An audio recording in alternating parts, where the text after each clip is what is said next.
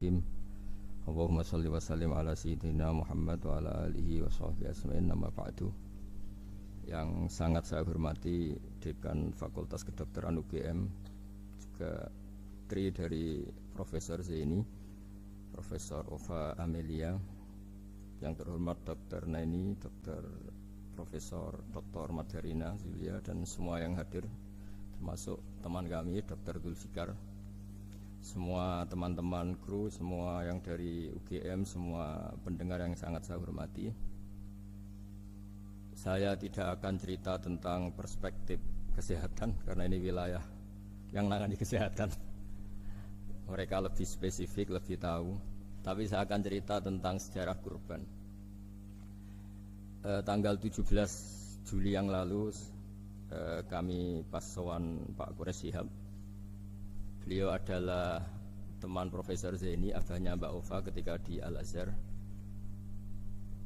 Ketika Profesor SMA di sana, Pak Quraish, itu Pak Zaini kakak angkatannya.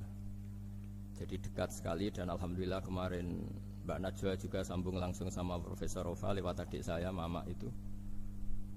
Dan ini itu Bufa, sangat penting ya. Jadi kalau dalam tradisi agama itu silaturahim adalah menyambung sesuatu yang seharusnya tersambung. Saya masih ingat pesanan Pak Zaini, berkali-kali beliau bilang saya, agama yang masuk negara enggak konflik itu diantaranya paling spesial itu Indonesia, karena para wali ini mendampingi kultur daerahnya tapi tidak benturan. Misalnya kalau orang Jawa dulu pakai sesajen di sawah-sawah, katanya dimakan penunggunya. Ya penunggunya sawah itu kalau dulu ya pikirannya itu makhluk gaib. Di era modern ya penunggunya itu ya kambing, ayam itu. Jadi ya memang yang makan itu akhirnya. Tapi dulu itu aneh, diistilahkan dimakan penunggunya.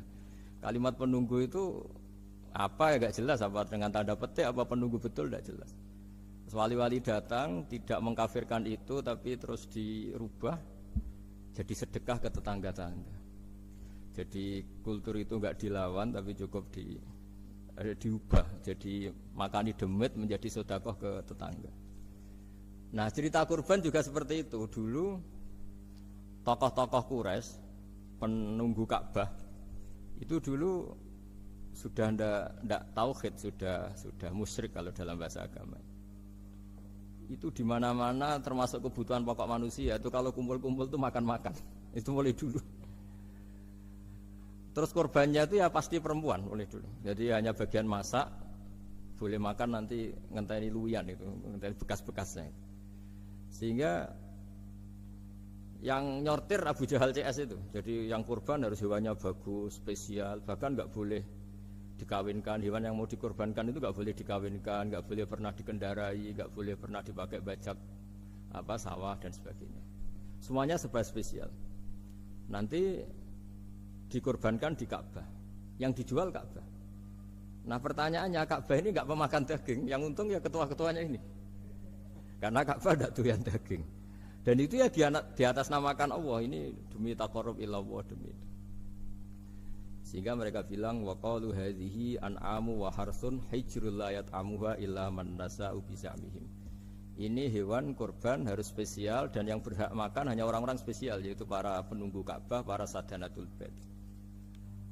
Tapi karena mereka sudah tidak benar, tidak jujur, Islam mau merubah tradisi itu. Tapi kalau tradisi itu dirubah, maka Islam akan terkenal pelit, karena dari acara makan-makan menjadi tidak ada makan-makan. Jadi kadang kebenaran itu harus diganti dengan sesuatu yang tidak ekstrim, karena tadi dari acara makan-makan menjadi sama sekali nggak makan-makan. Maka terus diganti oleh Islam dengan kalimat udhiyah, dengan kata kurban. Nah kenapa itu harus terjadi? Karena kurban itu sebetulnya syariatnya Nabi Ibrahim, di mana orang Mekah itu memang turunan Nabi Ibrahim, sehingga sisa-sisa makan-makannya masih. Cuma mulai ada melenceng, ada sesajen, ada khurafat, ada bid'ah. Kemudian itu mulai masalah. Terus Rasulullah Muhammad SAW datang ingin benahi itu. Tapi yang dibenahi adalah menghilangkan kemusyrikannya, bukan makan-makannya. Akhirnya diganti oleh udhiyah. Nah kenapa ada kurban? Kalau dalam banyak literatur, Nabi Ibrahim alaihissalam itu nabi yang paling dengan tanda kutip mengklaim kalau beliau itu orang paling sayang kepada Allah, paling dekat kepada Allah. Enggak ada yang dicintai selain Allah. Beliau memaklumatkan itu baik secara lisan maupun di gemuruh hatinya, di bisikan hatinya, di detak jantungnya, pikirannya seperti itu. Pas itu beliau belum punya putra karena beliau termasuk lambat punya anak. Suatu saat ditakdir punya putra yaitu Ismail. Pas seneng-senengnya jalan, pas seneng-senengnya punya anak, sama Allah disuruh nyembelih. Anak kamu harus kamu sembelih. Ibrahim kaget. Kenapa ya Allah? Kamu adalah orang yang sering ngomong bahwa yang paling kamu cintai saya. Tapi setelah ada anak kamu, kayaknya enggak lah. Protes Nabi Ibrahim, Pak. Yang benar Gusti, iya harus anak kamu. Karena beliau kadung janji, kadung komitmen yang paling dicintai Allah, tidak ada yang lain. Saya akan mencintai engkau ya Allah, meskipun harus mengorbankan anak saya. Singkat cerita terus disyariatkannya kurban itu. Ketika Nabi Ibrahim berkomitmen melaksanakan perintah itu, Ismail juga mau nurut, bersama Allah diganti oleh hewan kurban yang bernama kambing. Sehingga versi cerita itu bahwa Allah akan maklumi ketika orang mencintai Allah secara serius, bersamaan dengan itu orang juga mencintai anaknya dengan proporsi masing-masing. Itu di khazanah-khazanah yang saya baca. Versi kedua,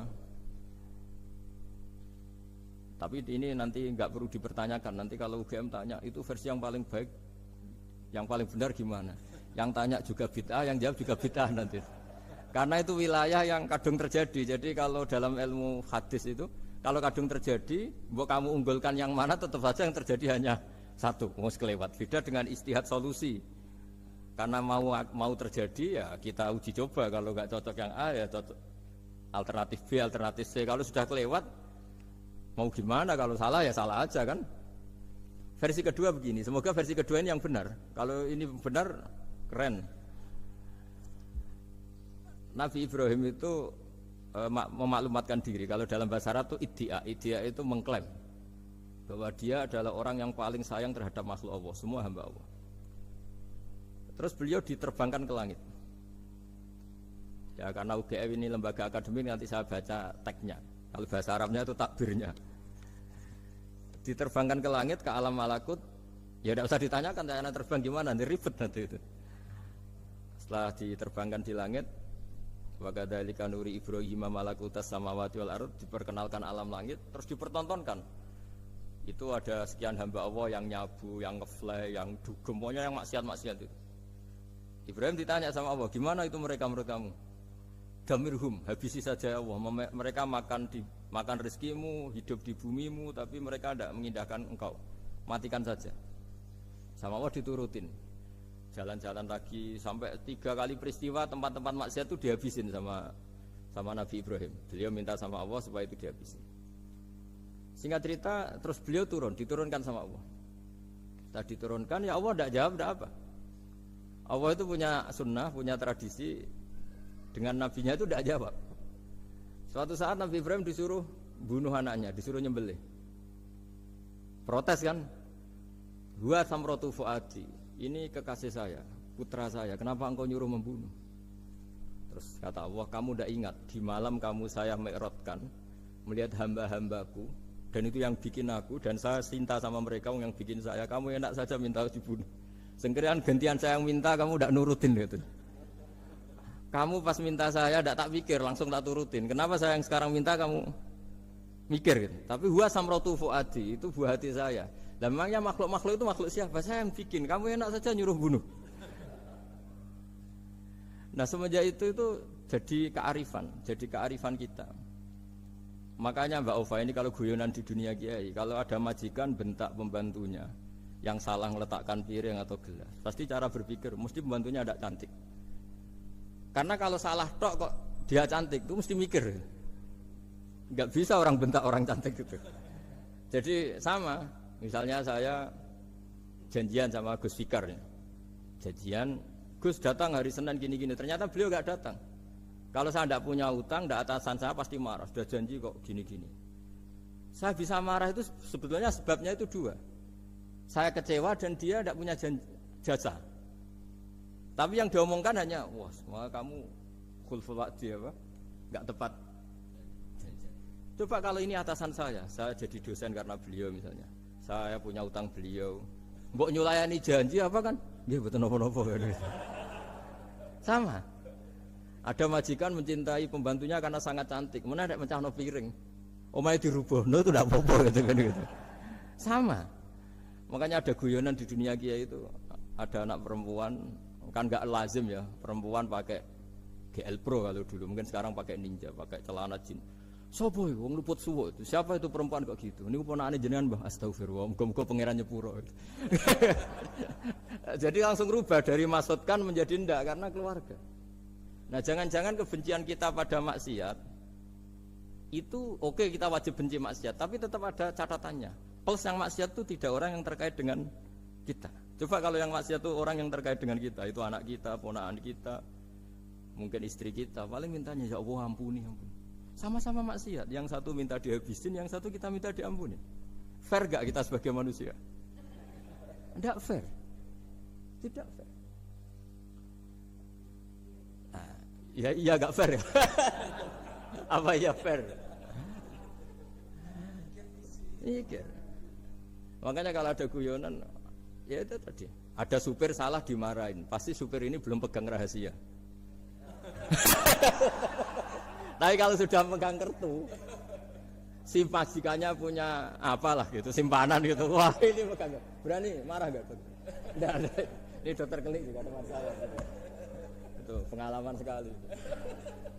Jadi itu guyonan kiai. Makanya jadi manusia itu gak pernah adil sebenarnya. Makanya Allah pernah mensifati manusia itu bakanal insanu dzaluman jahula. Manusia itu sangat zalim dan sangat bodoh. Kalau misalnya jenengan tanya, orang soleh pun itu gimana? Orang soleh asal manusia tidak nabi, itu ya mesti ada zalimnya.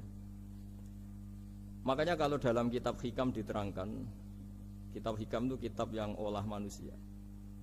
Itu menyebut begini, manusia itu siapa? Dijawab, manusia itu mangkanat mahasinuhu masawiyah. Orang yang ketika baik saja salah, apalagi ketika salah.